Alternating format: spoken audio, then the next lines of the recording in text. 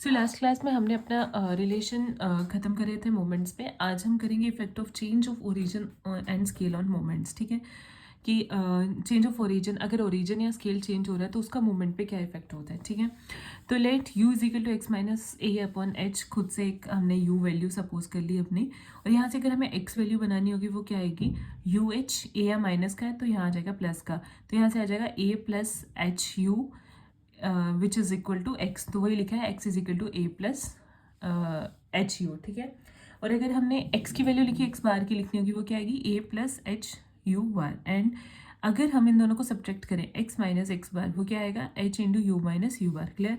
अगर rth moment of x about any point निकालेंगे, दो ही केसेस होते थे, अबाउट एनी पॉइंट और अबाउट एन मीन। ठीक है, तो rth मोमेंट x का निकालेंगे about any point x is equal to a is given y, वो किसके इक्वल आएगा, म्यू आर डैश। उसका फॉर्मूला आपको पता है, 1/n summation F I x I minus ए की पावर r होती थी। ठीक है, ये फॉर्मूला आपको याद रखना है। अब क्या कि हमने 1/n को वैसे रखा, समेशन ऑफ एफ आई वैसे रखा, एक्स आई माइनस ए किसके इक्वल है आपके पास। देखो, अगर हमें एक्स आई, हमारे पास है x is equal to a plus h u, हमें एक्स आई माइनस ए चाहिए तो भाई ए को उधर ले जाएंगे, किसके इक्वल आएगा, H U. But in terms of I कर रहे हैं तो यहाँ पे क्या लिखेंगे, एच यू आई। ठीक है, यहाँ पे एक्स आई और यू आई कंसिडर कर लो, तो एच यू आई की पावर आर, एच की पावर आर को कॉमन ले लेंगे, समेशन ऑफ आई एफ और यू आई आर यहाँ पे आ जाएगा, और ये एन जो है वो एच के, एन जो है वहाँ पे ख़त्म हो जाएगा, एन जो है वो एच के सबमिशन के साथ कैंसिल हो गया, क्योंकि एच के साथ आई नहीं है लेकिन उसका सबमिशन कांस्टेंट बन जाएगा, एन बन जाएगा, और एन कैंसिल हो जाएंगे। क्लियर।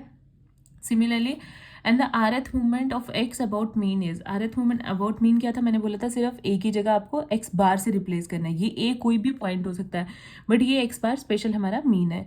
ठीक है, तो ये आ जाएगा 1/n summation F I x I minus X bar की क्या वैल्यू आपके पास, H into mu minus mu bar की पावर आर। ठीक है, और अगर हम इसको म्यू आर एक्स करके लिखें तो वो आ जाएगा एच की पावर आर, यहाँ से हम कॉमन ले सकते हैं, 1/n summation I F I mu I minus mu R बार। तो इसको आप ऐसे भी लिख सकते हैं। तो ये हमारे पास आ गया, rth movement of variable x about mean is H R times the rth movement of the variable you about mean. ठीक है, बस इतना याद रखना कि उस पर डिपेंड करता है या नहीं करता है। फिर हमारे पास नेक्स्ट टॉपिक आता है शेफर्ड्स करेक्शन फॉर मोमेंट्स। ठीक है, शेफर्ड्स करेक्शन क्या बोलते हैं मोमेंट्स के लिए, देखते हैं। In case of the group frequency distribution, group frequency वाला केस आपको पता है ना, उस केस में क्या होगा, जब हम मोमेंट्स को कैलकुलेट करेंगे, we assume that frequencies are concentrated at the middle point of the class. हाँ, तो हम ये वहाँ पे देखो, शेफर्ड करेक्शन में बोलते हैं जब क्लास इंटरवल्स वाले फ्रिक्वेंसी वाला केस आता है तो हम ये एज्यूम करके चलते हैं कि जो फ्रीक्वेंसीज हैं वो middle point of the class interval पे कंसंट्रेट कर रहे हैं। ठीक है, इफ द डिस्ट्रीब्यूशन सिमेट्रिकल और slightly symmetrical and the class intervals are not greater than 1/20 of the range. अगर हमारी डिस्ट्रीब्यूशन सिमेट्रिकल है या तो थोड़ी सी सिमेट्रिकल है, जो क्लास इंटरवल्स होंगे और वो 1/20 ऑफ रेंज से ज़्यादा नहीं होने चाहिए, this assumption is nearly true. But since this assumption is not in general true, तब ये थोड़ी किसी हद तक मतलब करेक्ट होते हैं कि जो हमारी फ्रीक्वेंसीज हैं वो क्लास इंटरवल के मिडल में लाई कर रही हैं, अदरवाइज नहीं होता। ठीक है, जनरली ये ट्रू नहीं होता। Some errors called the grouping error, कुछ ना कुछ वहाँ पे एरर रहता है जिसको हम ग्रुपिंग एरर बोलते हैं। ठीक है, creeps into the calculation of the movement, जो देखेंगे हम उसमें मूवमेंट में। WF shepherd prove that if the frequency distribution अगर कंटिन्यूज है, सेकेंड पार्ट में क्या बोला, the frequency tapers of to zero in both the direction, the effect due to the grouping at the middle point of the intervals can be corrected by the following formula known as the Shepherd। तो हम कैसे उनको correct कर सकते हैं, वहाँ पे हम मूवमेंट निकालेंगे, म्यू2 मतलब मूवमेंट्स के लिए म्यू2 को करेक्ट करने के लिए फॉर्मूला यूज़ करेंगे, म्यू2 माइनस h²/12।